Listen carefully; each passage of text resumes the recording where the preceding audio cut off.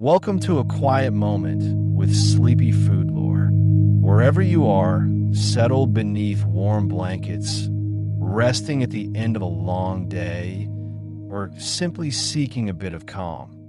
This is a time to slow down. Let your breath soften. Let the day loosen its hold. Tonight, we wander gently into the world of rice, a world that is calm, patient, and deeply comforting. Rice has always been more than food. It is a symbol of comfort, of warmth, and of steady presence. Across every culture that grows it, rice has come to mean abundance shared, care offered, and nourishment given with love. A simple bowl of rice can hold the same quiet reassurance as a soft blanket or a flickering candle. The sense that there is enough and that all will be well for a little while. The nature of rice is quiet. It does not shout or demand attention. It simply grows, grain by grain, under the patient rhythm of sun and rain. It is ancient, one of the oldest cultivated foods known to humankind, and yet it remains humble, unchanged in its simple grace. Rice has been carried in pockets by travelers, offered in ceremony, and shared across tables for thousands of years. Its story is a thread that weaves through generations, whispered softly from one kitchen to another. There is comfort in the steadiness of rice, the way it waits, the way it turns from hard to soft, from small to abundant, simply through the kindness of water and heat. Cooking it invites stillness. Eating it brings warmth. And thinking of it, just as you are now, can help the body and the mind begin to settle into peace. As you listen, you might find your thoughts beginning to drift slowly and gently. That is perfectly all right. This is a story meant as much for resting as for learning. If your eyes grow heavy, if the words begin to blur, then let them. The story will continue softly in the background, the way steam rises quietly from a pot on the stove. Let yourself rest as the world of rice unfolds, one calm breath and one humble grain at a time. The very early history of rice. Long before rice became the gentle companion of so many meals, it existed as wild grass. It grew quietly in the soft shallows of rivers and lakes, swaying with the rhythm of water and wind. The early human gatherers who first noticed it did not yet know the long future it would have with them. They plucked the seeds by hand, shaking them from the stalks, drying them in the sun, and discovering, almost by accident, that these tiny grains could fill a hungry belly. This was rice in its earliest form, a wild and humble gift from the land. The wild ancestors of rice were grasses that thrived wherever warmth met water. They grew throughout parts of Asia and Africa, often in shifting wetlands that flooded seasonally. Early foragers would have found them near the edges of rivers and swamps, harvesting the grains that floated to the surface or clung to the tall stalks. These grains were small and irregular, but when cooked over a fire, they released a mild, earthy scent and softened into a tender nourishment. Over time, familiarity grew into understanding, and understanding became care. The first known domestication of rice took place in what is now the Yangtze River Basin of China, nearly 10,000 years ago. Here, in the fertile wetlands of the subtropical South, people began to notice which rice grasses bore the best yield and which plants dropped their grain least easily. With patient repetition, season after season, they began to plant those favored seeds deliberately. Slowly, wild rice transformed into a cultivated crop, shaped by quiet human hands and careful observation. As centuries passed, the art of growing rice spread outward like ripples in water. From the Yangtze Basin, rice traveled southward into the lush valleys of Southeast Asia, where the warm rains and broad deltas of places like Thailand, Vietnam, and Cambodia welcomed it. Each region adapted the grain to its particular rhythms of soil and sky. Further west, rice took root in India, weaving into the early agricultural traditions along the Ganges plains. To the north and east, it moved through the Korean peninsula and into Japan, where it found a new home among terraced fields and cool mountain springs. In every place it landed, rice carried with it the spirit of patience and tending. Across the continent of Africa, a different but related story unfolded. There, along the rivers of West Africa, people began to cultivate their own species of rice, known today as African rice. It, too, was born from wild grasses and shaped over generations by attentive eyes and hands. African rice thrived in inland floodplains and coastal swamps, feeding numerous communities long before Asian rice arrived through trade. For thousands of years, it sustained both daily life and deep ceremonies, anchoring people to the cycles of the river. Through time, rice became more than a food. It became rhythm itself, a pulse that marked seasons and generations. In the earliest farming communities, people learned to shape their fields to the movement of water. Low-lying basins were flooded by rain or diverted streams, creating shimmering paddies where young green shoots could grow. Seedlings were often planted by hand, one by one, in quiet rows. The sound of the work was soft and steady. The splash of water, the rustle of straw hats, the murmur of a breeze across the flooded field. In these ancient days, rice was not yet a global grain. It was a regional treasure, slowly weaving its way through landscapes and languages.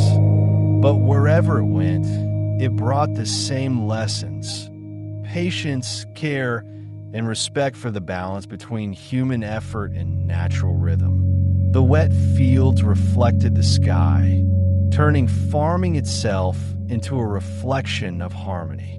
With each harvest, rice became a little more central, a little more beloved. Grain by grain, it found its place at the heart of human life, quietly, steadily, and without haste. Rice in the shape of civilizations. Rice is not only a grain, it is a quiet architect of human life. Across centuries, it has shaped landscapes, guided the rhythm of communities, and formed the foundation of entire civilizations.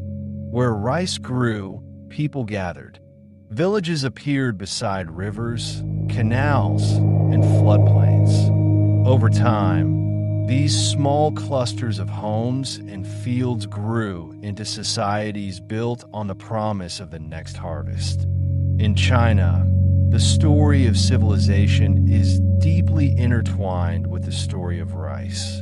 The fertile basins of the Yangtze and the Pearl Rivers became the heartlands of early rice agriculture.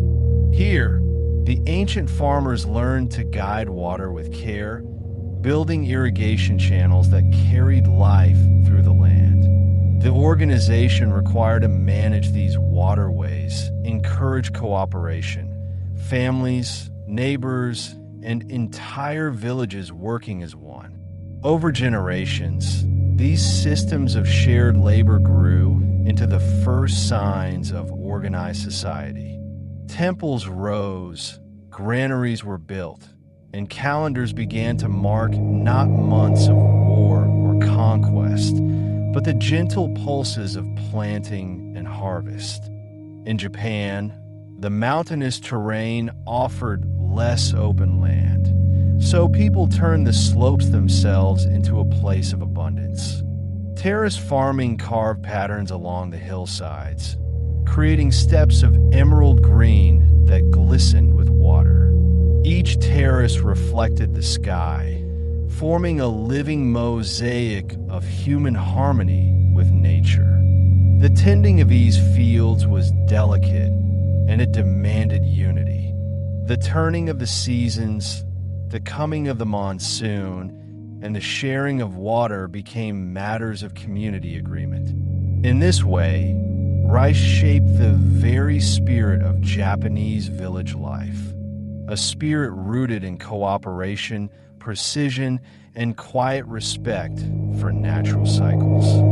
Korea, too, found its identity among the rice fields. Nestled between mountains and coastal plains, Korean farmers built their own intricate systems of irrigation and flood control. The rhythm of the year became the rhythm of rice. The early rains, the planting of seedlings, the summer green, and the golden harvest. Festivals and songs grew from these cycles. In every village, the rice calendar was as important as the stars or the moon. Work parties moved together from one field to another, every hand part of a larger harmony of labor. The sound of laughter among paddies often blended with the call of cranes overhead, a gentle chorus of people and nature working in unison. Across the warm and varied lands of India, rice took on many forms. In the eastern deltas, where the Ganges meets the sea, vast floodplains became fertile beyond measure.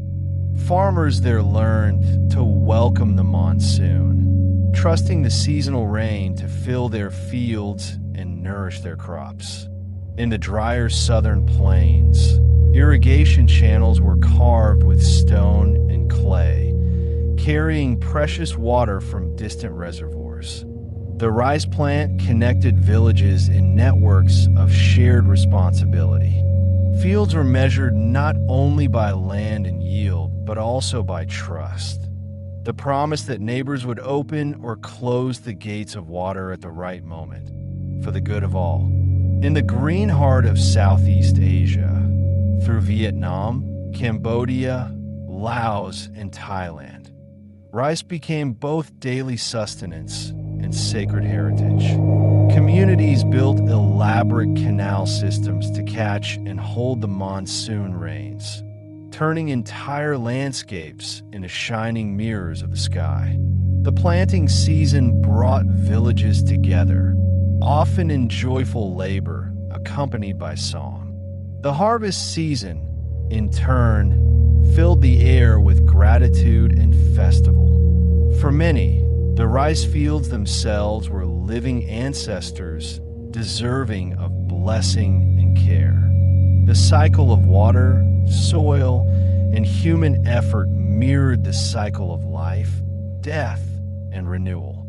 On the far side of the continent, in the river valleys of West Africa, another tradition of rice flourished. Along the banks of the Niger and in the wetlands of Guinea and Sierra Leone, communities developed their own species of rice that thrived in local conditions. These were fields shaped by hand and by rain, guided by the seasonal pulse of flood and retreat.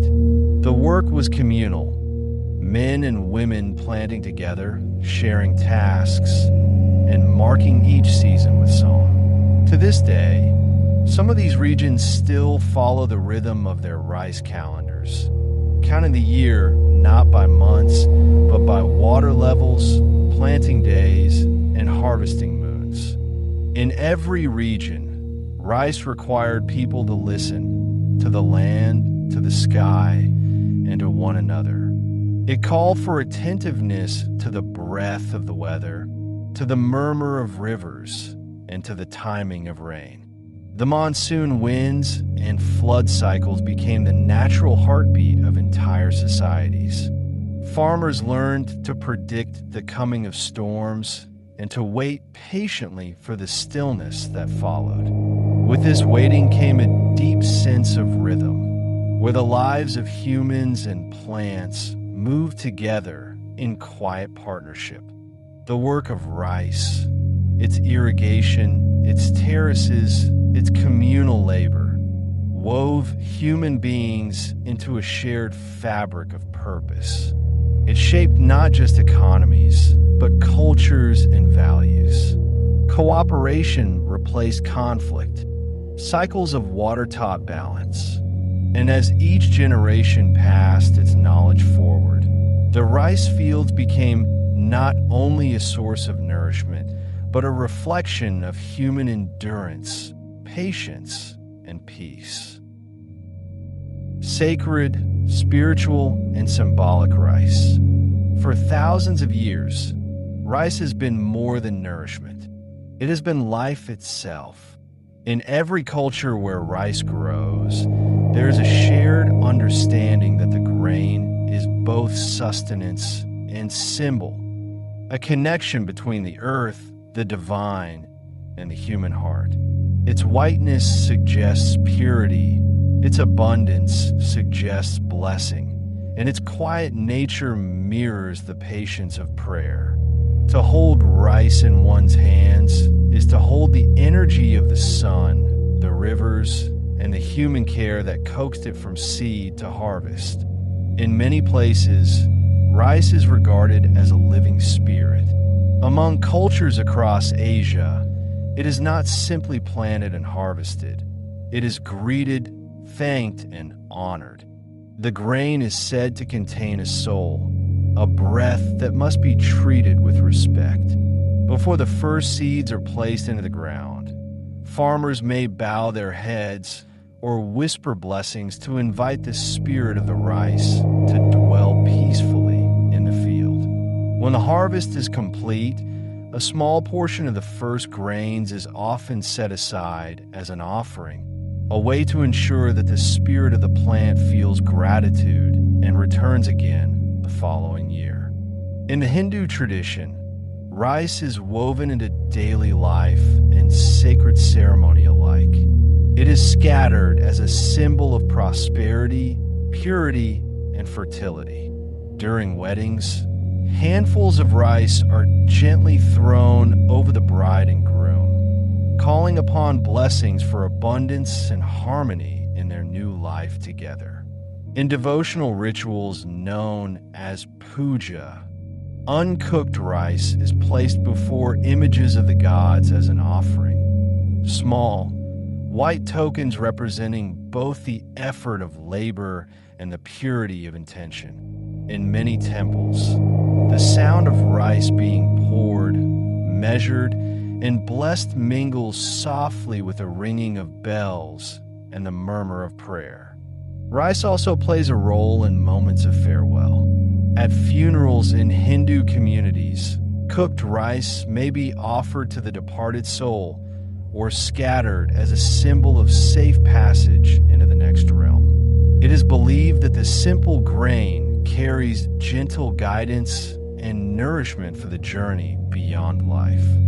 Through both birth and death, love and loss, rice remains constant, a quiet companion that accompanies the soul across every threshold. In Buddhist traditions, rice holds deep significance as an offering of humility and devotion. Monks on their morning alms rounds receive bowls of rice from villagers, symbolizing both spiritual exchange and mutual care. Each grain of rice represents an act of giving, a small kindness that nourishes both body and spirit. Within temples, bowls of rice are also offered before statues of the Buddha as a gesture of gratitude and mindfulness. The act of placing rice on the altar becomes a form of meditation, a moment of still awareness, with the simplicity of the grain reminds one of impermanence, balance, and compassion. In Japan, within the Shinto tradition, rice is the purest bridge between the people and the kami, the sacred spirits of nature. Every grain is thought to contain the essence of life itself. During the harvest festival known as Nyanamisai, the first rice of the season is ceremonially offered to the gods in gratitude for their generosity. The emperor himself participates in this age-old ritual, presenting new rice to the heavens before tasting it. Within Shinto shrines, small white mounds of rice rest on wooden trays as sacred offerings. These simple displays carry vast meaning, a reminder that even the most ordinary harvest is divine when given with sincerity. In Southeast Asia, where rice is interwoven with animist beliefs, the spirit of rice is often given a name and personality. In parts of Indonesia and the Philippines, the rice goddess is honored as the protector of fertility and abundance. Offerings of cooked rice mixed with herbs or coconut may be placed at the edges of the fields to invite her presence and to protect the harvest from harm. In Thailand and Laos, the rice spirit is known as May Pasab, the rice mother. She is treated with tenderness, never dragged or disturbed. At harvest time, her essence is ceremonially returned to the village, carried in small bundles of grain adorned with flowers. She is greeted with song and told that her people are grateful for her care. Across Africa, rice also carries sacred meaning, though it comes through a different lineage. In the traditions of West Africa, rice has long been seen as a symbol of community and continuity. During festivals, people may offer cooked rice to ancestors, setting aside a portion of the meal to honor the spirits of those who came before. These offerings connect the living and the dead, ensuring that memory and goodwill flow freely between generations. The rice bowl becomes an altar of remembrance, a place where nourishment meets reverence. Throughout the world, rice follows the same circle of sacred exchange. Human hands tending the land giving its bounty, and offerings returning back to the unseen world. Harvest festivals carry this understanding into joy.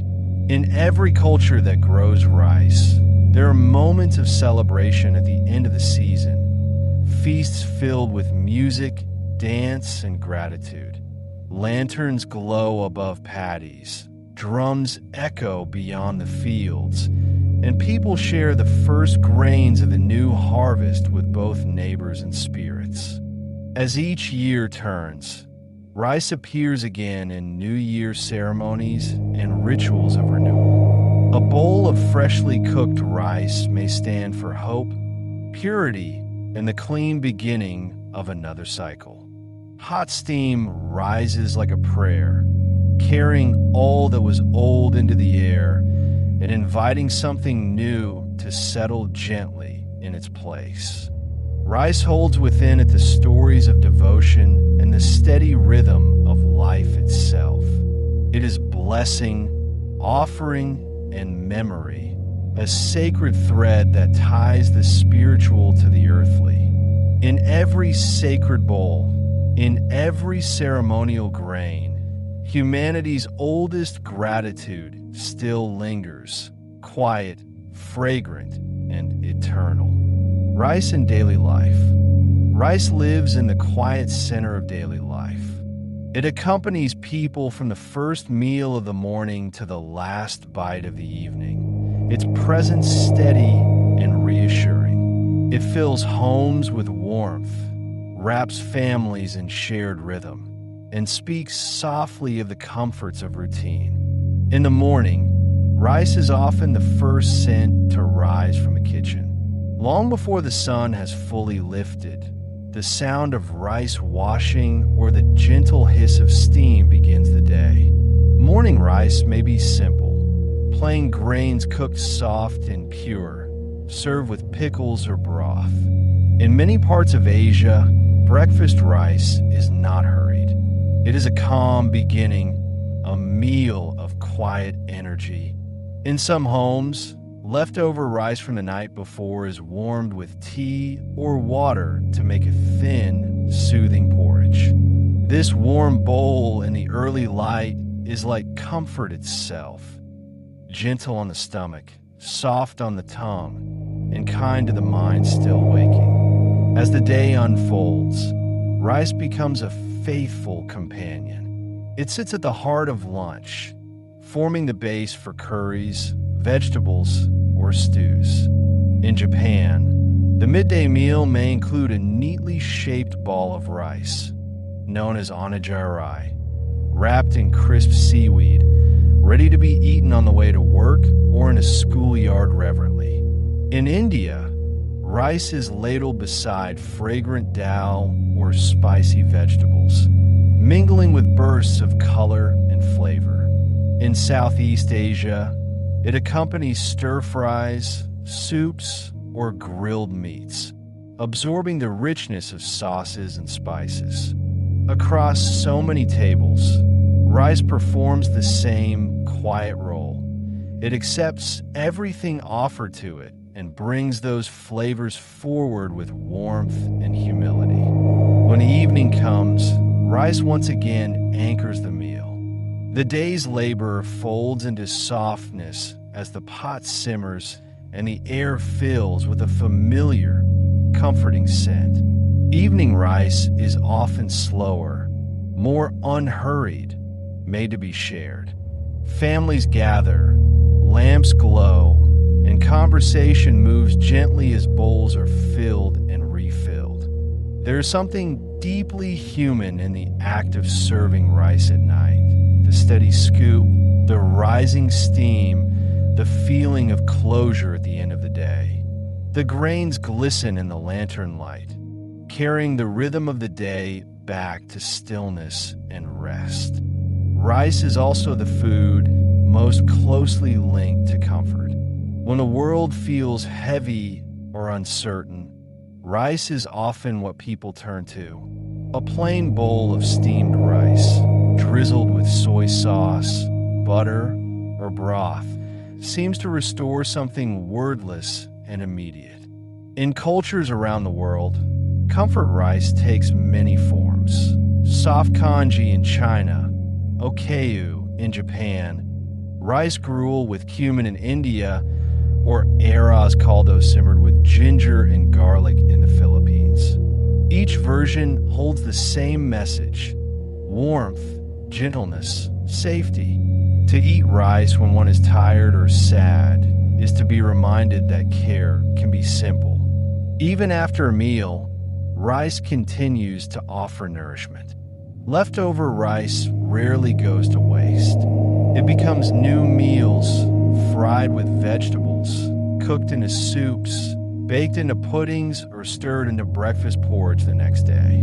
The transformation of leftover rice is a small act of grace, showing that comfort can return again and again, even from what remains. Each reheated bowl carries a trace of yesterday's warmth, reawakened by a little care. From the very beginning of life, rice plays a part. Babies are often fed their first solid food as rice, soft, pure, and easily digested. In many cultures, a baby's first feeding of rice is a celebration, welcoming the child into the shared life of the family and community. The tiny spoonful offered is both practical and symbolic. Nourishment of the body, blessing of belonging. For elders, rice remains a faithful companion, cooked to tenderness. It offers both nourishment and familiarity. The sound of rice cooking may bring back memories of childhood homes, parents, and gatherings long past. Its subtle sweetness and soft texture are kind to the senses, offering comfort even when appetite fades. In the delicate scent of warm rice, there is remembrance, a reminder of years marked by patient meals and steady seasons. And for those who are unwell, rice is often the first food they can bear. Its quiet warmth soothes the stomach and calms the body. A bowl of white rice with clear broth, or congee simmered slowly until it turns silky, becomes both medicine and message, a promise of recovery, of gentleness, of care given without words. To make rice for someone sick is to express love in its most patient form. In these small, repeating rituals, morning rice and evening rice, newborns and elders, soft grains and shared bowls, rice holds the rhythm of daily life. It is both nourishment and memory. It asks for little and gives much. And in its quiet humility, it reminds us that the most ordinary acts, washing, cooking, sharing, can also be sacred. Varieties of rice around the world. Rice is one of the most adaptable foods on Earth, transforming in texture, aroma, and flavor depending on where it is grown and how it is prepared. Across continents, the grains vary in shape, color, and fragrance, each carrying the imprint of its landscape. To speak of rice is to speak of diversity, from airy long grains to tender, clinging pearls of short grain rice. Long grain rice is slender and elegant, its length nearly 4 or 5 times its width. When cooked, the grains remain distinct and separate, forming a bed of soft fluff rather than a cohesive mass.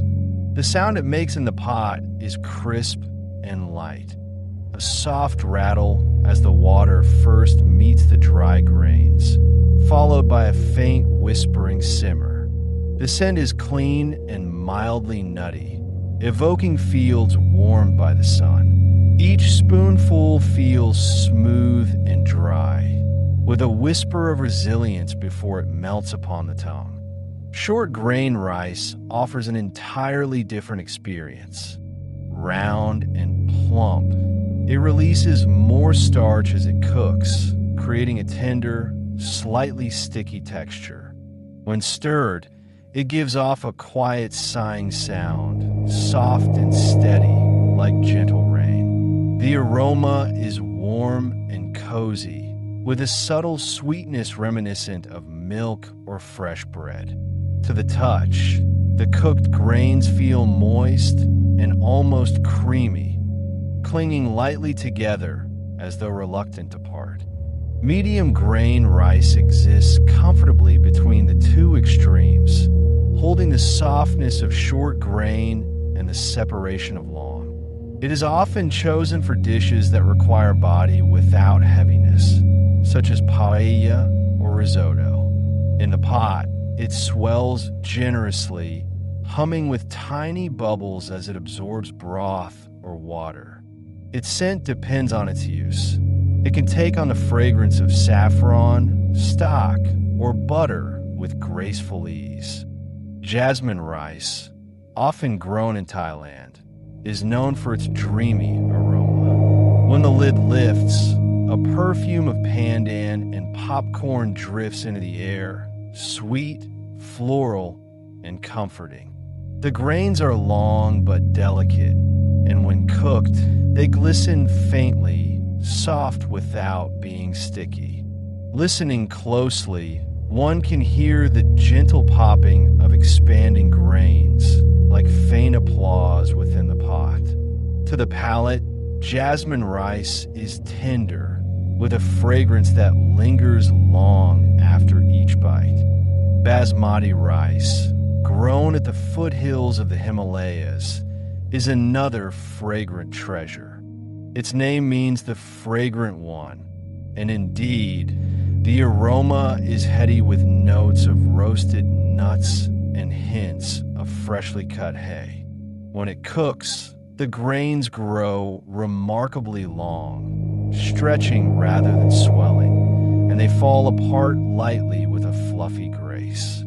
The sound is a low, contented bubbling, the kind that signals both patience and precision. Each spoonful feels airy and dry, the kind of texture that pairs perfectly with sauces and curries. Arborio rice, famed for its use in Italian risotto, is plump, pearly, and full of starch. When stirred over low heat, it releases a creamy cloud that thickens the surrounding broth. The sound of its cooking is rhythmic. The scrape of a spoon through bubbling liquid, the quiet sigh of grains absorbing flavor. It smells of warmth and comfort, drawing in the scent of butter and wine as it transforms into something rich and velvety. When tasted, each grain holds a tender core, yielding slowly like a soft pebble beneath the teeth. Sticky rice, also known as glutinous rice, is beloved across much of Southeast Asia. Its grains cling closely together, turning glossy and translucent when steamed. As it cooks, it emits a faint, sweet aroma, similar to toasted coconut. The sound is subtle, more hiss than bubble, as steam rises through the bamboo steamer. Touching sticky rice is to feel smooth firmness that holds shape, yet yields easily between the fingers. It is rice meant to be shared, often eaten with hands or wrapped in fragrant leaves. Black rice, sometimes called forbidden rice, is striking in both color and character. Before cooking, it gleams like polished ebony. When steamed, it deepens to a royal purple. The scent is earthy and almost floral, somewhere between violets and roasted peanuts. It cooks slower than white rice, filling the air with a sense of anticipation. The sound is a heavy simmer, deeper and slower than lighter grains. When eaten, black rice feels hearty and chewy, with a hint of sweetness that lingers at the back of the tongue. Red rice, tinted by its outer bran, carries both beauty and nutrition in equal measure. Its color ranges from rust to brick, and when cooked, it gives off a warm, grainy fragrance reminiscent of toasted sesame. The grains hold a pleasant chew, releasing gentle nutty tones as the molasses-colored water evaporates. As it bubbles, the sound is muted like distant rain on wood. It feels grounding, nourished by both earth and effort. Wild rice, though not technically true rice, joins this family through companionship and tradition. It grows in shallow lakes and marshes, its long needle-like grains ranging from black to dark brown. When simmered, the grains split open with a faint popping sound, releasing an aroma that recalls wood smoke and autumn leaves.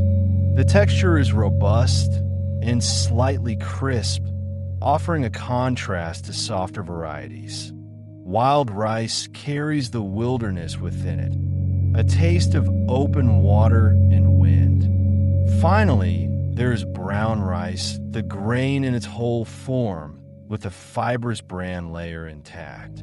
Its scent while cooking is unmistakably earthy, like toasted grain and warm soil.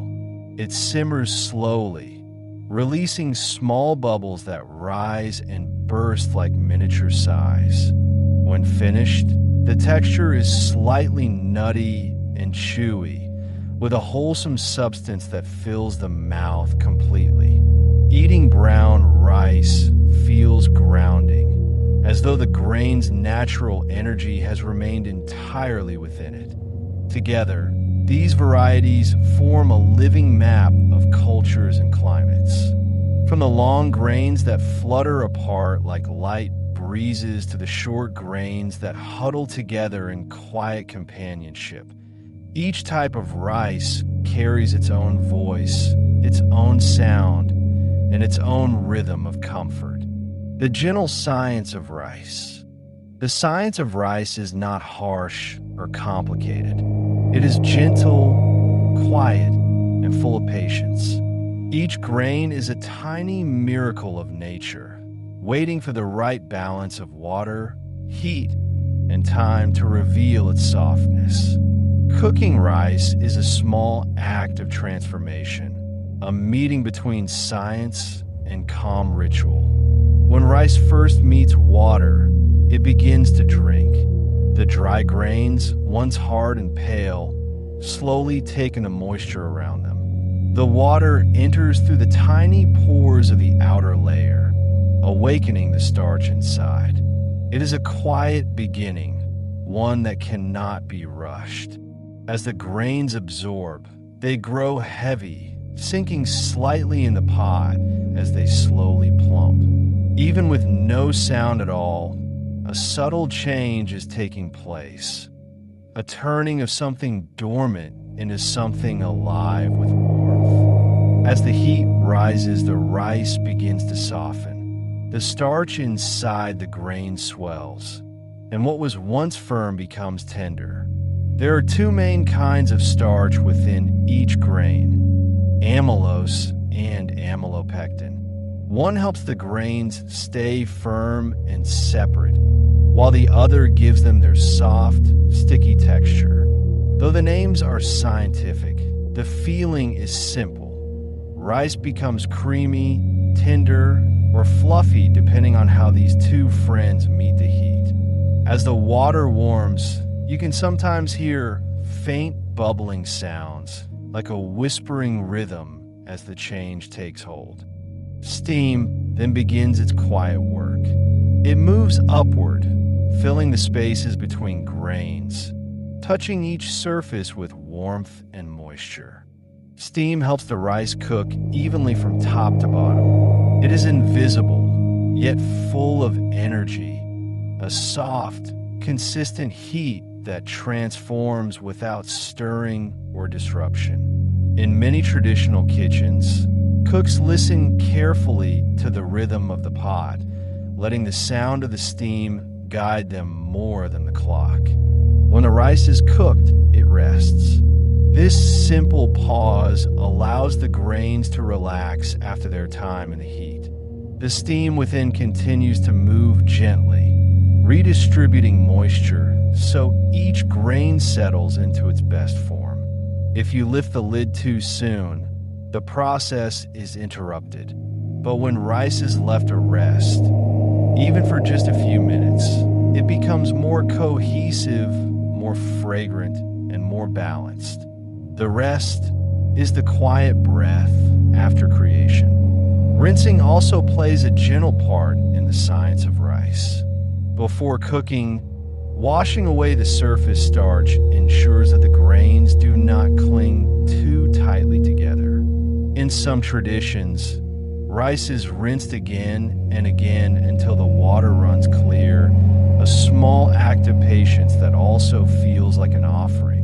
This step refreshes the rice, allowing it to cook cleanly, with each grain finding its individual voice within the pot. And finally, there's time. Time softens everything: the grain, the water, and the cook themselves. Rice cannot be hurried. It asks for attentiveness, but gives calm in return. The minutes it takes to simmer, steam, and settle are moments of stillness, moments that remind us that nourishment is not only about food, but also about the rhythm of waiting. In the gentle science of rice, every step, absorption, softening, steaming, resting, rinsing, and timing, comes together to create something humble yet extraordinary. Warmth, tenderness, and quiet comfort in a single bowl. The tools and vessels of rice. Rice has always invited the hands and hearts of those who prepare it to work with care. Across centuries and continents, people have developed countless tools to wash, cook, serve, and share this humble grain. Each vessel tells a quiet story of the culture that shaped it, carrying both practicality and poetry in equal measure. The rice pot, perhaps the most central of them all, sits at the heart of kitchens from Japan to Madagascar. In many homes, a simple pot of metal or earthenware has long served the purpose of cooking rice evenly, letting steam rise slowly and moisture circulate within. Traditional rice pots made of clay or iron absorb and distribute heat in a way that gives each grain a tender yet distinct texture. When lifted from the stove, their lids release a sigh of steam that carries the comforting scent of the meal to come. Bamboo steamers offer a different kind of beauty and technique. Lightweight yet strong, layers of woven bamboo are stacked one above another, allowing rice to cook gently over simmering water. The bamboo itself imparts a subtle, woody fragrance, wrapping each grain in a whisper of the forest. In many Asian cuisines, glutinous rice is steamed this way, becoming soft, sticky, and glossy. The process is unhurried, almost meditative, the sort of cooking that invites stillness and attention. Clay pots, meanwhile, remain cherished in many parts of Asia and the Middle East. Their porous nature allows heat and moisture to mingle, helping the rice at the bottom to brown slightly, forming a delicate crust prized for its flavor. In Persian cooking, this crust is called tadik, while in Korean cuisine, rice cooked in stone pots is known as nuranji. The clay pot is more than a vessel. It is a collaborator in the cooking, breathing with the flame and listening to the simmer. Wooden spoons and rice paddles, polished smooth from years of use, serve both form and function. Their rounded shapes protect the delicate grains from breaking during stirring or serving. In Japan, the flat rice paddle known as shimoji is often made of cypress or bamboo, materials chosen for their smoothness and resistance to sticking. Many families keep a special one just for rice, treating it almost as a household heirloom. Scoops, sometimes carved from wood, sometimes made of metal, are the bridge between pot and plate. They portion rice with a care that feels ceremonial, whether serving from a communal pot or measuring grains before cooking. In their simple motion lies the rhythm of hospitality, the silent gesture of sharing sustenance. With time came the rice cooker, an invention that combined ancient intuition with modern ease. From its quiet hum to its soft click at the end of cooking, it mimics the time-honored methods of steaming and simmering, bringing them neatly into daily life. Lift its lid, and clouds of steam swirl upward, carrying warmth and nostalgia. Its non-stick bowl glistens, and a familiar comfort settles into the kitchen. Bowls complete the journey from sea to table. Whether deep ceramic vessels or porcelain cradles, rice bowls embody the soul of mealtime, compact, gentle, and personal. In many cultures, lifting the bowl close to one's mouth is both polite and intimate, a way of savoring every grain with gratitude. The shape of the bowl holds warmth at its center, making each bite feel quietly sacred. Chopsticks extend this ritual, With balanced precision, they lift clusters of rice, sometimes coaxing a slippery grain or two back into place. Made of wood, bamboo, or lacquered resin, they're an extension of the hands, a poetic reminder that eating can be both mindful and graceful. In their slight movement, one feels centuries of tradition continuing with gentle persistence. In tropical regions, banana leaves and palm leaves serve as nature's own bowls and wrappers. They're supple and fragrant, infusing the rice within with a green, earthy aroma. When rice is steamed or wrapped in these leaves, the result is not merely food, but an experience rooted deeply in place. The sheen of the leaf, the soft rustle as it is unwrapped, and the release of steam all form a sensory memory, one that hums with the heartbeat of the land.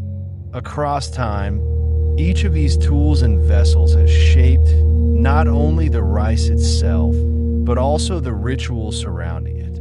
Whether fashioned from clay, bamboo, metal, or leaves, they remind us that rice is more than sustenance.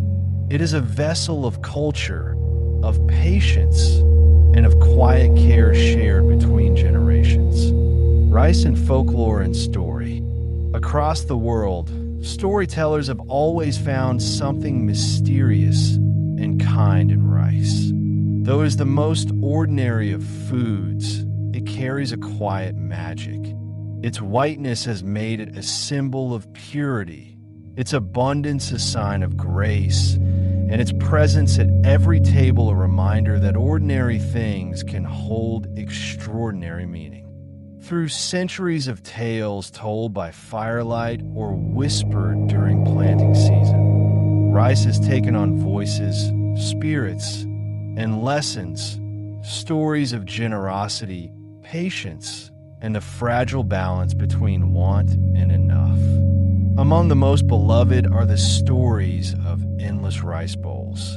In many Asian folk tales, there is the gift of a bowl that never empties. When a person in need lifts the lid or says a blessing, warm rice appears, steaming and fragrant. As long as the bowl is used with gratitude and shared freely, it provides enough for everyone. But if greed enters, if someone hoards the rice or forgets thankfulness, the magic ends and the bowl falls silent. These stories teach that abundance belongs to kindness, not to possession. They remind us that plenty flows best when it is shared. The spirits of the rice fields also walk through countless regional tales. In Japan and Southeast Asia, these spirits are often thought to be gentle guardians who watch over the growing grain. Some are seen as ancestors returning in another form. Others are small deities who ensure that the harvest ripens safely. In these stories, the rice fields at dusk are alive, shimmering with tiny presences seen only by those who look with respect. Farmers may leave small offerings at the edges of the paddies. A few stalks of grain, a bowl of cooked rice, a whisper of incense smoke, to thank the spirits for their protection. When the wind moves across the field, rustling the golden heads of rice, people sometimes say it is the spirit moving, checking that the work of the season is complete. In other tales, rice itself can speak. There are old stories from Indonesia and Vietnam in which the rice grain complains when it is treated roughly, reminding people that it was once divine and should be handled gently. One story tells of a farmer who, growing impatient during harvest, trampled the stalks and shouted the grains. That night, he dreamed that the rice spoke to him, a soft voice like wind through reeds, telling him that harshness would bring hunger. When he woke, the farmer changed his ways, tending the next crop with care and quiet. The rice grew tall and plentiful. From then on, he greeted his fields each morning with a bow. Many legends speak of rice as protection, a humble guard against misfortune. In Japanese households, tiny bundles of uncooked rice are sometimes placed at the corners of the home or near shrines, believed to keep away wandering spirits and ensure prosperity. In Bali and other parts of Southeast Asia, a few grains of rice may be sprinkled on the ground before a journey or tossed lightly into the air to honor local spirits. In parts of rural China, families once carried small rice grains in pockets when traveling far from home, believing that the spirit of the rice would guide them safely back. In each case, rice stands as a quiet sentinel, nothing grand, yet filled with unseen strength. Children's stories about rice often mingle playfulness and gratitude. In villages across Southeast Asia and Africa, nighttime tales tell of rice that dances, sings, or hides itself when it is unappreciated. There are stories of little figures made from rice cakes that come alive to teach children kindness. Creatures that disappear the moment greed or wastefulness appears. These stories find their way into lullabies, nursery rhymes, and lessons whispered at bedtime. The rhythm of eating and sharing rice becomes a rhythm of moral care, a lesson disguised as a song. Through moral tales, rice teaches humility and generosity. One well-known story from India tells of a wise ruler who received a grain of rice from a humble farmer. To honor the gift, the ruler placed the grain on a chessboard and offered to double it across the squares. 1 becomes 2, then 4, then 8. As the board filled, the court realized the growing weight of the tiny gift. By the end, the grains would number in the trillions, more rice than the kingdom could ever produce. The story shows how small acts of giving, when multiplied, can grow beyond measure. In hunger stories, rice becomes both symbol and salvation. Folk tales from famine years often speak of a single grain that kept a family alive, a single pot that lasted through the long season of scarcity. One tale from China tells of a widow who found just one grain stuck to the bottom of her rice jar. Out of respect, she boiled water and dropped the grain in, saying a prayer of gratitude even for the smallest mercy. When she opened the pot, it was full. The story carries the truth that gratitude, even in emptiness, can call forth abundance. And they're sharing stories told in different ways across many lands, where rice binds people together during hardship. A family might have very little, yet still choose to offer half their bowl to a traveler. In doing so, they find their hungers strangely eased, the pot somehow never empty. These stories are gentle reminders that giving sustains life just as surely as food does. Rice, in these tales, is not the reward. It is the act of sharing itself, the quiet miracle that repeats every time one person feeds another. Every story about rice, no matter where it is told, carries the same underlying truth. Rice belongs to everyone. It thrives through patience, generosity, and care. It speaks of cycles, sowing and reaping, hunger and abundance, kindness received and returned.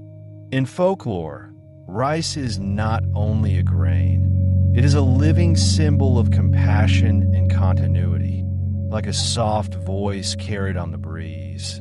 It reminds us that the simplest things often hold the deepest meaning. and that within the smallest grain lies the endless story of life itself. Rice in art, poetry, and proverbs. Rice has always been more than a crop to paint, describe, or write about. It is both inspiration and presence, a symbol of the ordinary made sacred. Through paintings, poems, songs, and quiet sayings, artists and storytellers have found in rice a reflection of human life. Patient, cyclical, humble, and full of light. In many traditional paintings across Asia, rice fields are not merely landscapes. They are portraits of harmony between earth and people. In classic Chinese ink paintings, the paddies ripple across the page like mirrors of the sky, reflecting clouds and mountains. Each brushstroke carries the soft rhythm of water and time. Often, a farmer in a wide hat appears as a tiny figure bent among the reeds, small but significant, an image of diligence and balance. These scenes are not painted for grandeur, but for stillness. They remind the viewer that beauty lies in attentiveness, in the gentle work of tending to what feeds life. In Japanese woodblock prints, the rice field is a central motif of calmness and gratitude. Artists captured the silvery reflection of moonlight on the paddies at dusk, or the copper glow of sunset on terraces that curve up a hillside. The still water and the bent stalks evoke impermanence, the fleeting nature of a moment glimpsed between breaths. Such images soothe the mind, showing that even silence, when shaped by care, can become art. Rice has also appeared for centuries in sculpture and ritual object design. In Hindu temple carvings, the goddess Annapurna, the goddess of grain and nourishment, is sometimes shown holding a bowl of rice, her offering of life to humankind. In Japan, small Shinto altars carved from what often feature miniature mounds of polished white rice as symbols of purity. In these expressions, art becomes reverence, and rice becomes both medium and message, the grain of life rendered in form. Poets, too, have turned to rice to express what words cannot quite reach. Ancient Chinese poets describe the sound of wind passing over the paddies as the whispering conversation of heaven and earth. They saw in each grain the story of patience, the lesson that abundance cannot be rushed. In Japanese haiku, rice fields often appear as settings for reflection, where human emotion mingles gently with the natural world. The poet may watch the harvest moon rise above the paddies and find, in that glowing sphere, the mirror of a grain held softly between the fingers. The simplicity of rice becomes a language for serenity.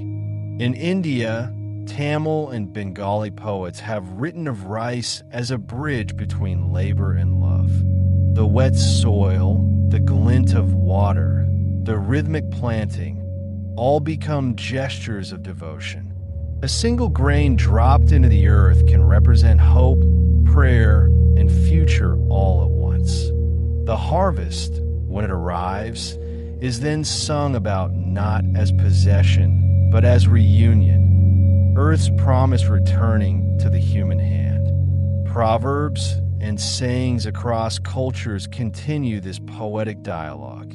In Japan, people say, "One grain of rice can tip the scale," reminding us that even the smallest act can hold great weight. In China, there's an old saying, "When eating rice, think of the farmer," a quiet invitation to gratitude. In India, families often remark that rice teaches patience, a truth learned through every season of planting, tending and waiting. In West Africa, elders might tell children, "No grain ever grows alone," meaning that nothing thrives without community and care. Each proverb carries the same soft wisdom, that life, like rice, ripens in its own time, and that gratitude deepens whatever we are given. Even modern artists and writers continue to find beauty in rice. Photographers capture the changing colors of terraces as the sun moves across the sky. Silver at dawn, green at noon, gold at dusk. Writers describe the smell of steamed rice as the scent of memory itself, timeless, tender, and full of belonging. A bowl of rice in a novel or film often says more than dialogue ever could. It conveys homecoming, apology, or love.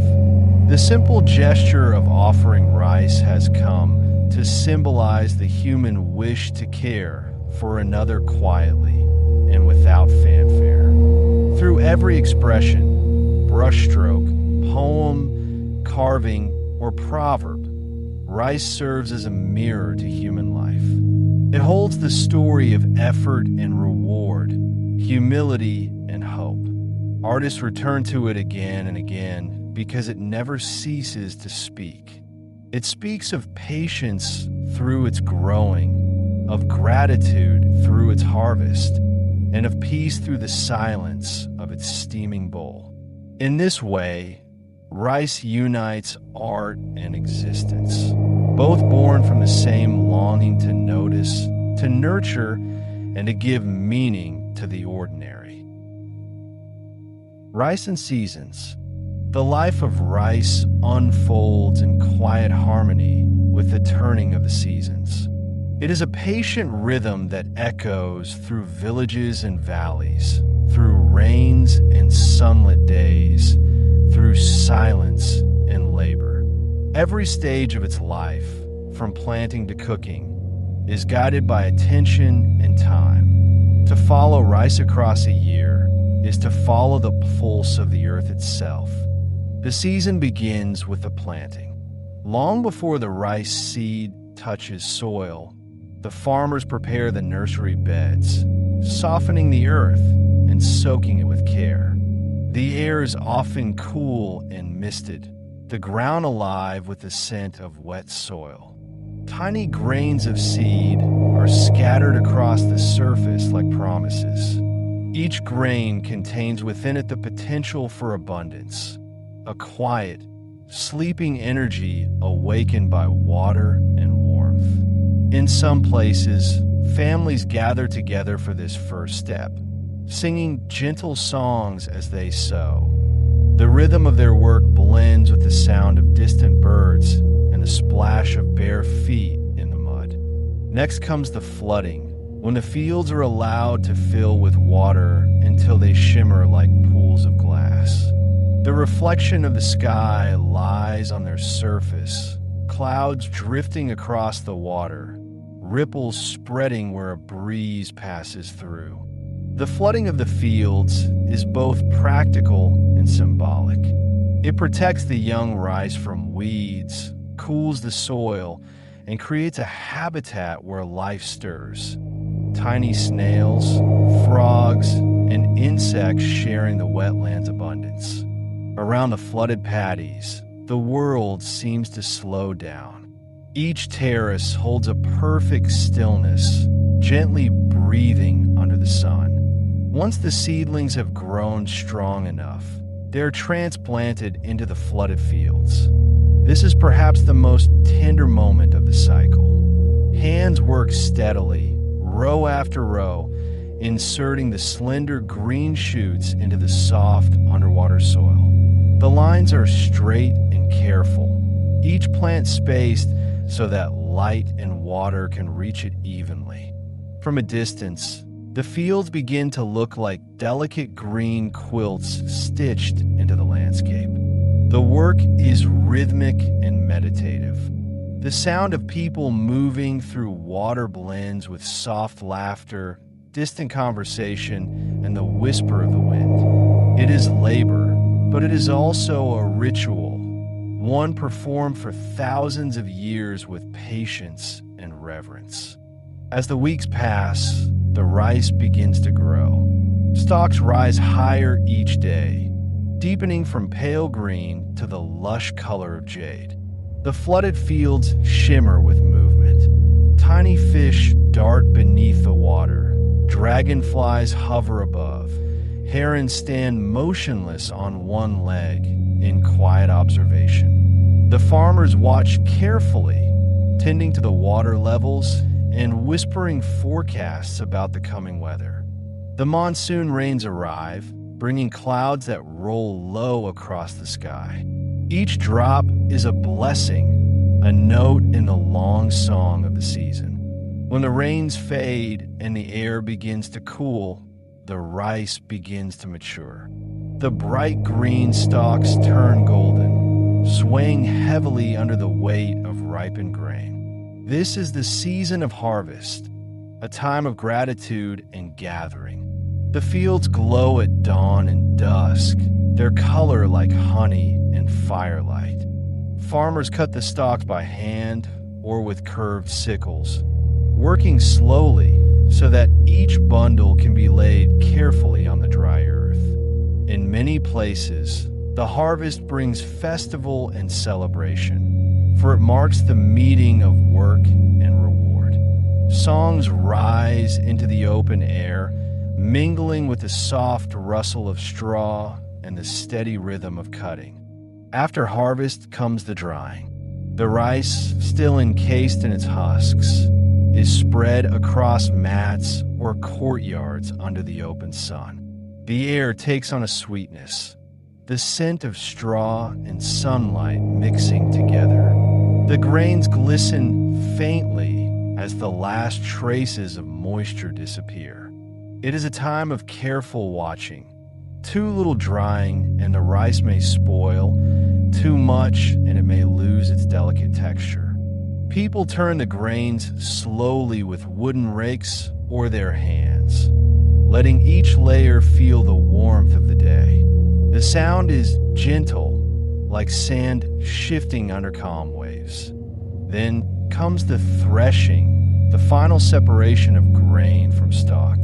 Traditionally, this is done by beating bundles of rice gently against wooden boards or baskets, allowing the husks to fall away. The motion is steady, almost musical, a soft thudding accompanied by the whisper of kernels scattering.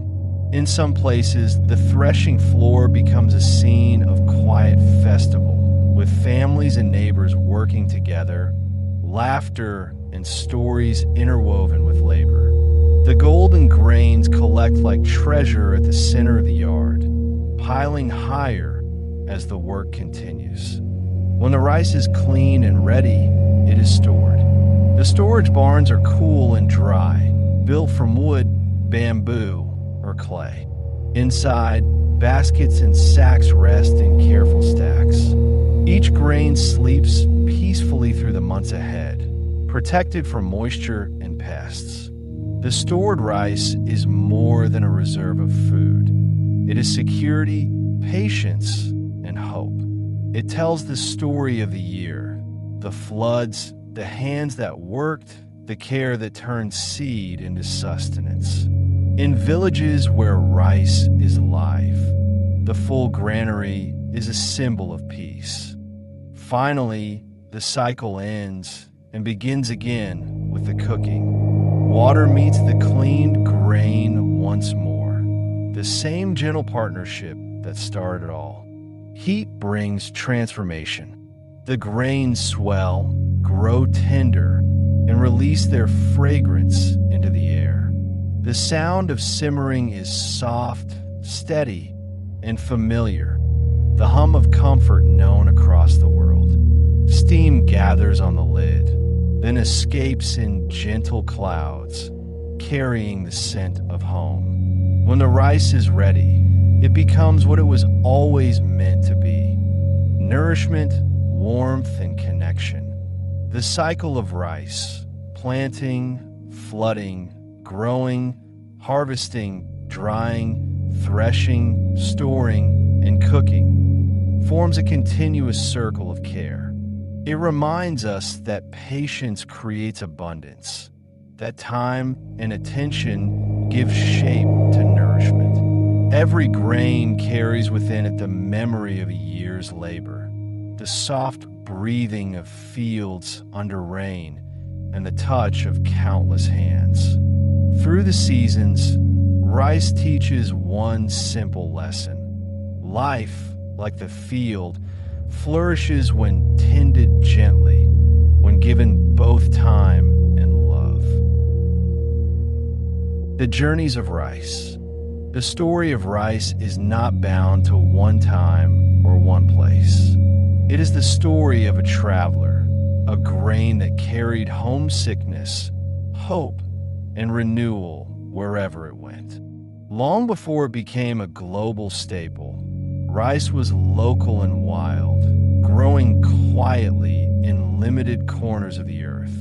Yet human hands, drawn by curiosity and need, began to carry it farther and farther across mountains and rivers, across deserts and oceans. In following the journeys of rice, we follow the spread of care itself, how one small seed came to feed the world. The earliest journeys began thousands of years ago in the river valleys of southern China. From the humid wetlands of the Yangtze Basin, cultivated rice slowly made its way outward, carried by early farmers who followed the flow of rivers and settlement. To the east, it crossed into the Korean peninsula, adapting to cooler climates, and from there to the islands of Japan, where it became the cultural heartbeat of an entire nation. Each migration of rice was accompanied by a migration of knowledge, irrigation, terrace farming, and preservation techniques, shared along paths of trade and kinship. Southward, rice moved through the jungles and floodplains of Southeast Asia, thriving in the wet, sunlit landscapes of what are now Vietnam, Thailand, Cambodia, and Indonesia. As it spread, it adapted. Some varieties learned to flourish in deep water, others in dry uplands. Every valley and island gave the grain a new form and a new story. It traveled not as a product, but as a presence, carried by immigrants who tucked seeds into their bags and by traders who recognized its shimmering promise. In these regions, rice shaped both land and people, creating societies founded on the rhythms of rainfall and harvest. Meanwhile, along the great trade routes of the ancient world, rice began its westward journey. Caravans moving through the Indian subcontinent carried it into Persia and the Middle East. There, it found a home among the lush, irrigated fields of Mesopotamia and the riverbeds of present-day Iran and Iraq.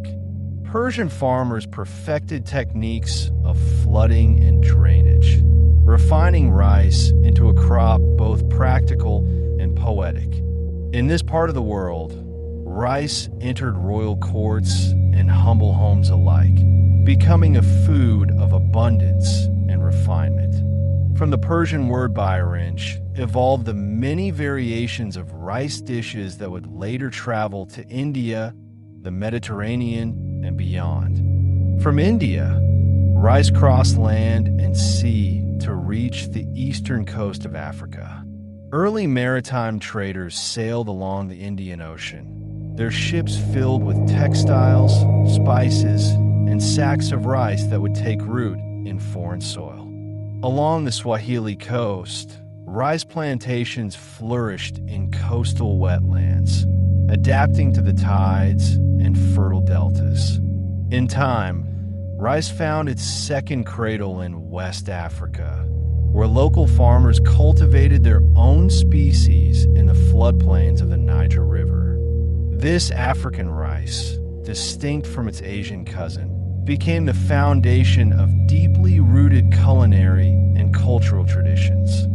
As global exploration expanded, rice followed the wake of ships across the wider oceans. Arab traders carried it into southern Europe, where the gardens and irrigation channels of Moorish Spain nurtured its growth. In the warm plains of Valencia and along the Po River in Italy, rice thrived once again, finding yet another set of hands to plant, harvest, and cook it. By the medieval period, rice was already known throughout the Mediterranean as a symbol of abundance and hospitality. Dishes like paella and risotto were shaped not only by local flavor, but also by centuries of journeys across continents. The next great journey came with both hope and sorrow. During the era of exploration and colonial trade, rice crossed the Atlantic Ocean. European powers seeking profit carried rice seed to the Americas, introducing it first to the Caribbean and later to the southern coasts of North and South America. It was grown in the swampy deltas of the Carolinas, nourished by the same flood patterns that fed it in Africa and Asia. Much of this knowledge, how to flood fields, how to time planting, how to judge the harvest by color and sound, came not from European settlers, but from enslaved Africans. Their expertise, hard-earned through generations, enabled rice to flourish in new lands. In this chapter, the journeys of rice hold both wisdom and grief, a reminder that even nourishment can travel through pain. Over the centuries, rice continued to adapt, crossing regions and climates with quiet resilience. It reached the islands of the Caribbean, where it mingled with beans, coconuts, and spices. It spread through Central and South America, blending with maize and indigenous traditions. In the Pacific, it found footing in the volcanic soils of Hawaii and the tropical rains of the Philippines. In each place, rice became local, shaped by new cooks, new customs, and new hearts. Through trade, migration, and migration again, rice became one of humanity's universal languages. Each grain carries something of its origin and all the places it has passed through. The mist of the Yangtze, the terraces of Japan, the deltas of Bengal, the coasts of Africa, the paddies of Louisiana, and the kitchen tables of every continent. It traveled not just as a crop, but as a seed of memory, carrying flavors and stories wherever people carried hope. Today, the journeys of rice continue through new migration, modernization, and innovation, yet always tied to history. Every time someone cooks a pot of rice in a different corner of the world, they continue a journey that began thousands of years ago. The steam rising from the pot, the scent that fills the room, and the warmth that draws people to the table. These are the constant echoes of a story still traveling, still growing, and still nourishing the shared fabric of human life. Rice recipes. Now that we have wandered through the history, culture, and seasons of rice, let's turn our attention to the quiet joy of preparing it. These recipes invite you to bring the warmth of rice into your own kitchen.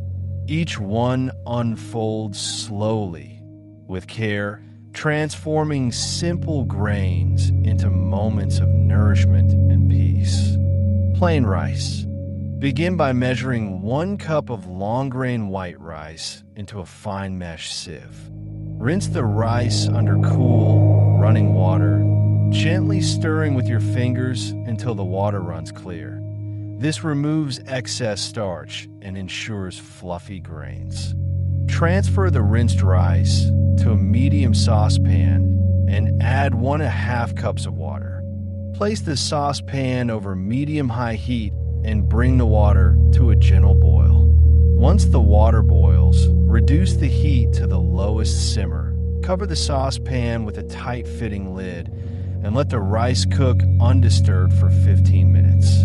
After 15 minutes, remove the saucepan from the heat and let the rice rest, still covered, for 10 more minutes. Lift the lid, fluff the rice gently with a fork, and serve it warm, each grain tender and separate, releasing soft clouds of steam. Porridge.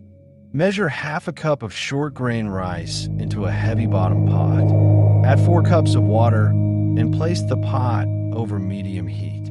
Bring the mixture to a soft boil, then reduce the heat to low and let it simmer gently for 40 minutes, stirring occasionally as the rice breaks down into creamy softness. After 40 minutes, stir in 1 cup of milk, 2 tablespoons of sugar, and 1/4 teaspoon of salt. Continue simmering for another 20 minutes until the porridge thickens to a comforting, velvety texture. Remove the pot from the heat. Stir in 1 teaspoon of vanilla extract or a pat of butter and let it rest for 5 minutes before serving. Ladle the warm porridge into bowls and top it with a sprinkle of cinnamon or fresh fruit if desired. Congee. Rinse 1 cup of jasmine rice under cool water until clear, then place it in a large pot with 8 cups of water or chicken broth. Set the pot over medium-high heat and bring the liquid to a rolling boil. Reduce the heat to the lowest simmer. Partially cover the pot and cook for 1 hour and 15 minutes, stirring every 15 minutes to prevent sticking. As the rice cooks, it will soften and thicken, creating a silky, soothing base. After 1 hour and 15 minutes, stir in 1 teaspoon of salt and 1 tablespoon of grated fresh ginger. Simmer for 15 more minutes, then remove the pot from the heat. Ladle the congee into bowls and garnish with sliced green onions, a drizzle of sesame oil, or a soft-boiled egg.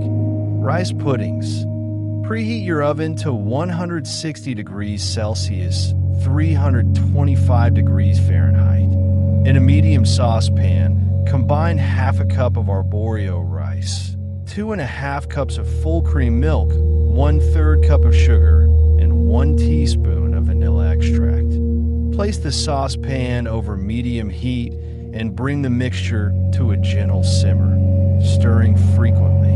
Once it simmers, reduce the heat to low and cook for 25 minutes until the rice is tender and the mixture thickens slightly. Pour the rice pudding into a greased 1-liter baking dish. Sprinkle the top with a pinch of nutmeg or cinnamon and place the dish in the oven. Bake for 1 hour until a golden skin forms on top and the pudding wobbles gently. Let it cool for 20 minutes before serving warm or chilled. Pilafs. Measure 1 cup of basmati rice into a bowl and rinse it under cold water until the water runs clear. In a medium saucepan, heat 2 tablespoons of butter or olive oil over medium heat. Add 1 finely chopped onion and cook for 5 minutes until soft and golden. Stir in the rinsed rice and 1/2 teaspoon of salt, toasting the grains for 2 minutes until fragrant. Pour in 1 3/4 cups of hot chicken or vegetable broth. Bring the mixture to a boil, then reduce the heat to low. Cover the saucepan and simmer for 15 minutes without lifting the lid. Remove the pan from the heat and let the pilaf rest for 10 minutes. Fluff with a fork and stir in a handful of toasted almonds or dried currants before serving. Sticky rice. Soak 1 cup of glutinous rice in cold water for at least 4 hours or overnight. This softens the grains for perfect texture.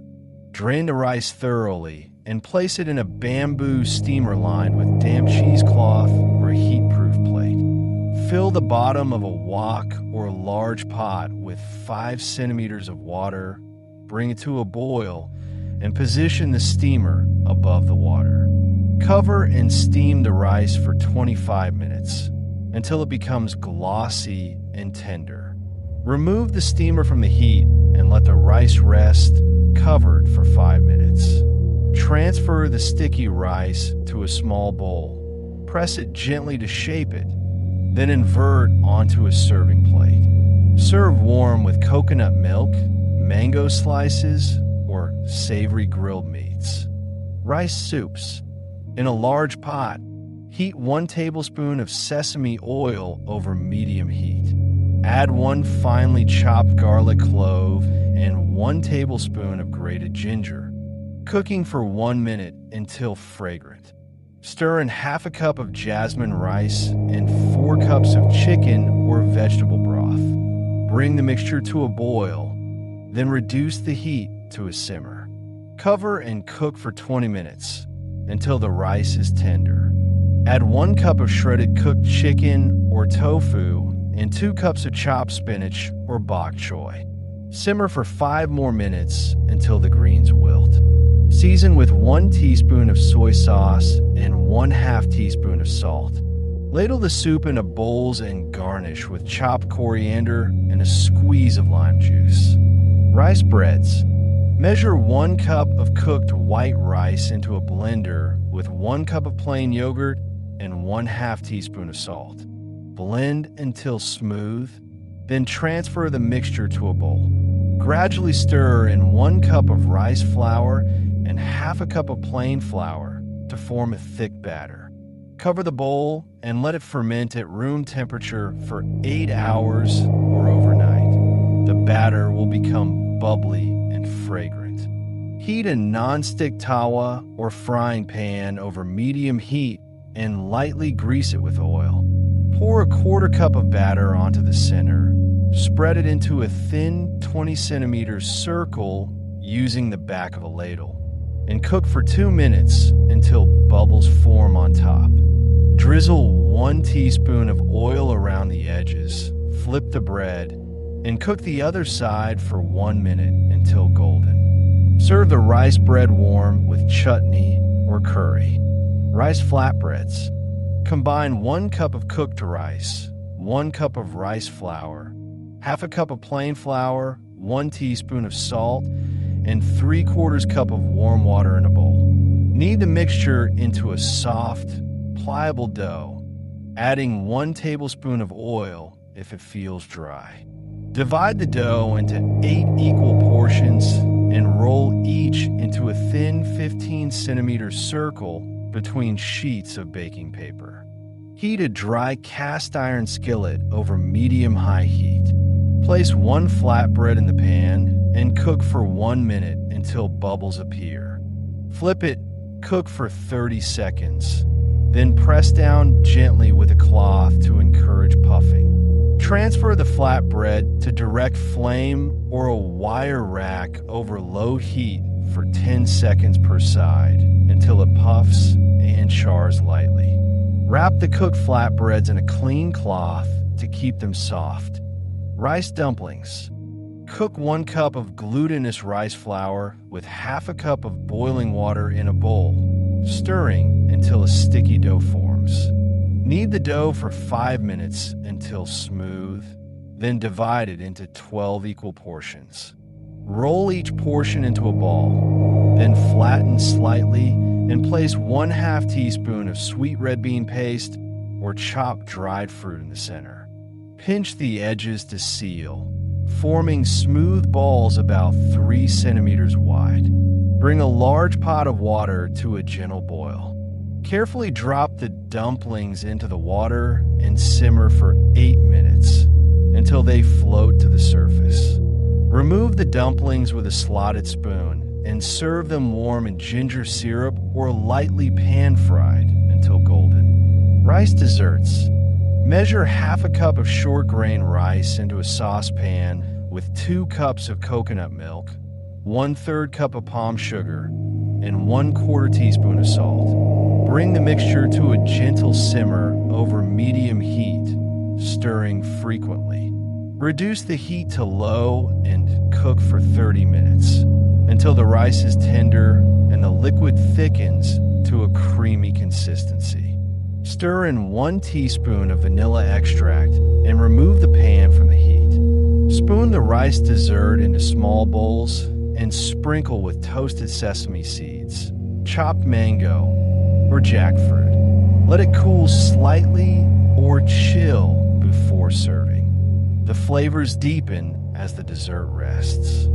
Leftover rice dishes. Heat 2 tablespoons of oil in a wok or large frying pan over medium-high heat. Add 2 beaten eggs and scramble them gently for 30 seconds. Then push them to one side. Add 3 cups of cold cooked rice, breaking up any clumps with a spatula. Stir-fry the rice for 3 minutes until heated through and slightly crispy. Add 2 tablespoons of soy sauce, 1 teaspoon of sesame oil, 1 cup of diced vegetables such as carrots and peas, and 100 grams of diced cooked ham or shrimp. Stir-fry everything together for 4 minutes until the vegetables soften. Season with 1/2 teaspoon of white pepper and garnish with chopped spring onions. Serve the leftover rice dish immediately, warm and fragrant from the wok. These recipes carry the same patient spirit found throughout the story of rice. Each one invites slowness, the rinsing of grains, the waiting for steam, the gentle stirring that transforms water and starch into comfort. Prepare them when you seek warmth, nourishment, or simply the quiet satisfaction of making something good with your hands. Rice remains a faithful companion in modern life, adapting quietly to the rhythms of busy days while offering the same timeless comfort it always has. From hurried mornings to reflective evenings, it weaves into routines with gentle persistence, reminding us that nourishment can be both practical and soothing. Meal prep. Meal prep with rice begins in the quiet hours of Sunday evenings or midweek pauses, when pots simmer softly on the stove and the kitchen fills with a familiar, grounding scent. Cooked in large batches, rice becomes the reliable base for the week ahead. Stored in neat glass containers, it waits patiently in the refrigerator, ready to pair with roasted vegetables, tender proteins, or simple dressings. The act of portioning it out feels like an offering to future self, a small gesture of care that turns chaos into calm. Each reheated bowl arrives as promised warmth, fluffy grains absorbing flavors anew, easing the rush of weekdays with effortless grace. Leftovers. Leftovers transform rice into a canvas of second chances, where yesterday's abundance finds new life the following day.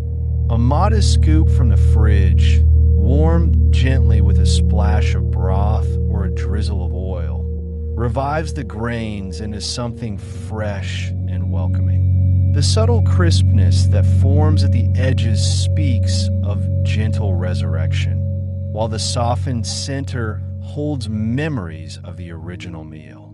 In this way, rice teaches thrift without sacrifice. Each reused portion a quiet affirmation that nothing truly goes to waste when handled with kindness. Comfort bowls. Comfort bowls emerge as personal sanctuaries in the midst of modern haste.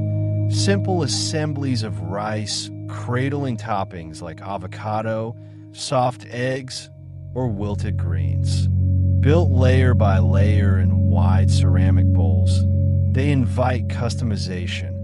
A sprinkle of seeds here, a swirl of sauce there, yet always center on the rice's steady embrace. eaten at a cluttered desk or a quiet corner.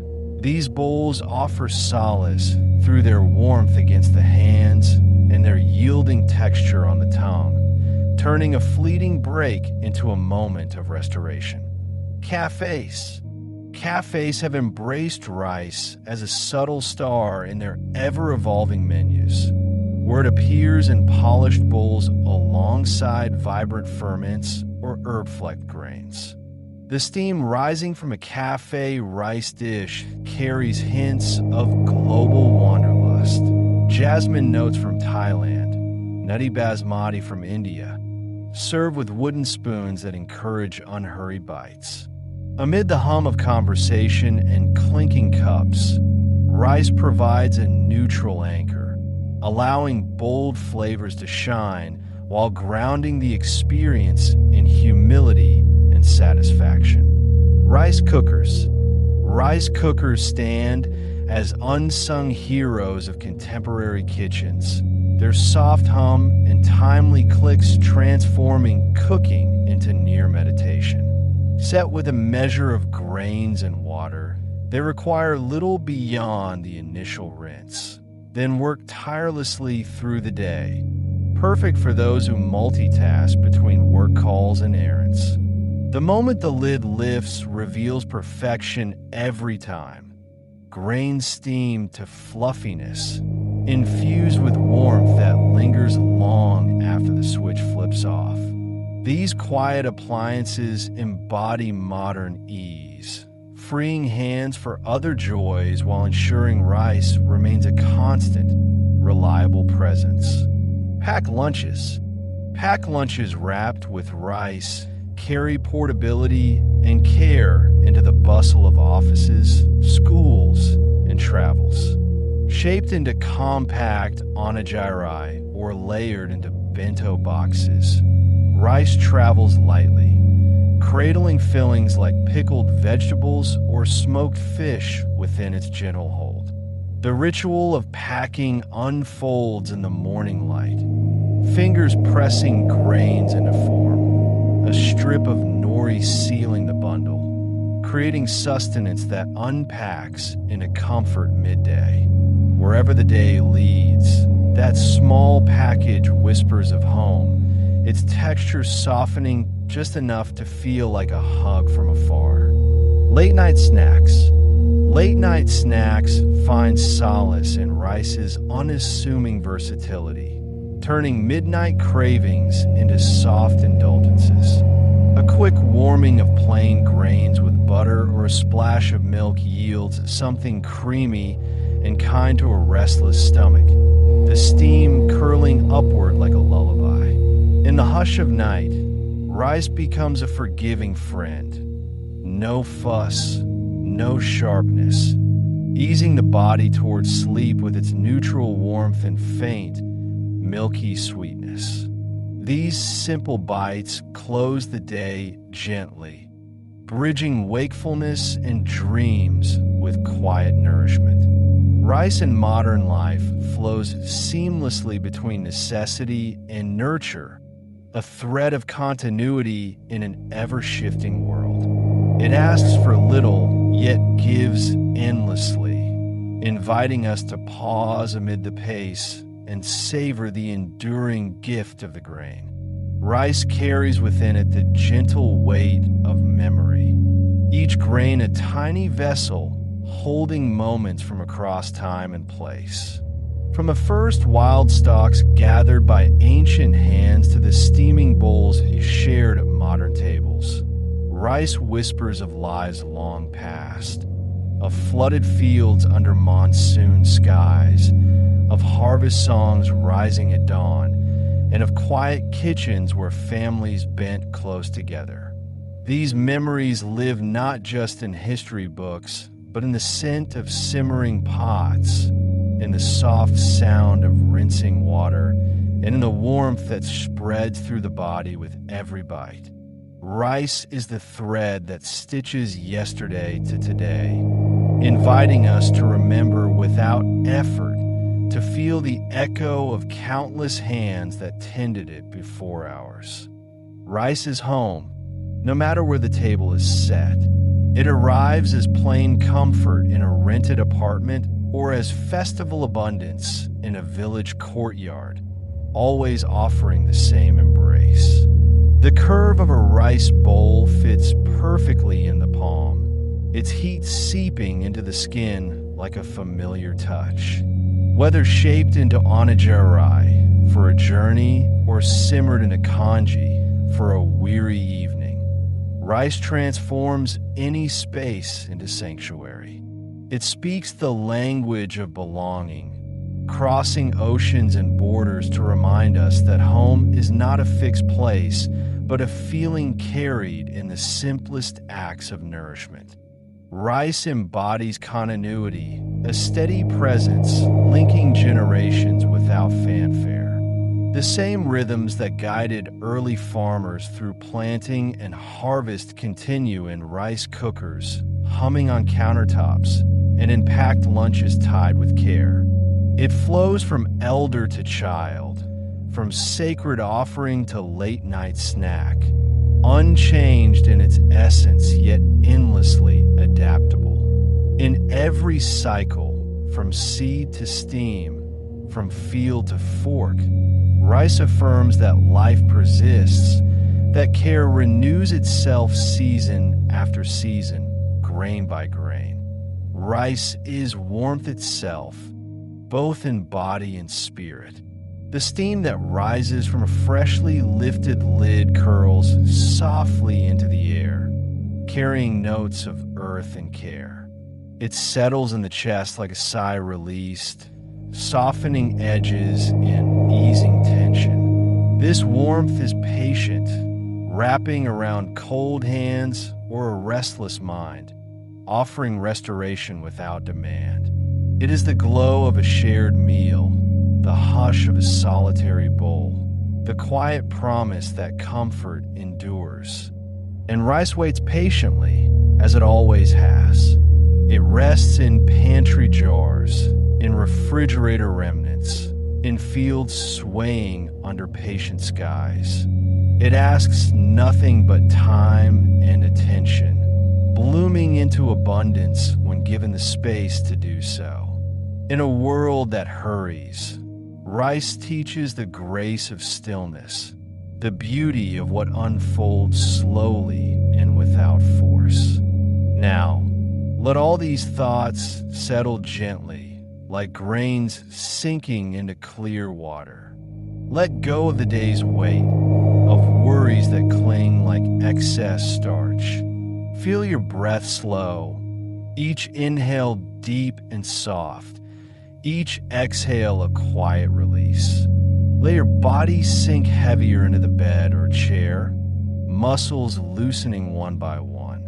Allow your mind to drift, following the steam upward into soft darkness, where edges blur and silence deepens. The story of rice fades into quiet, a lullaby carried on the rhythm of your slowing pulse. Rest now. Let sleep come as naturally as harvest after rain. Good night and sleep well.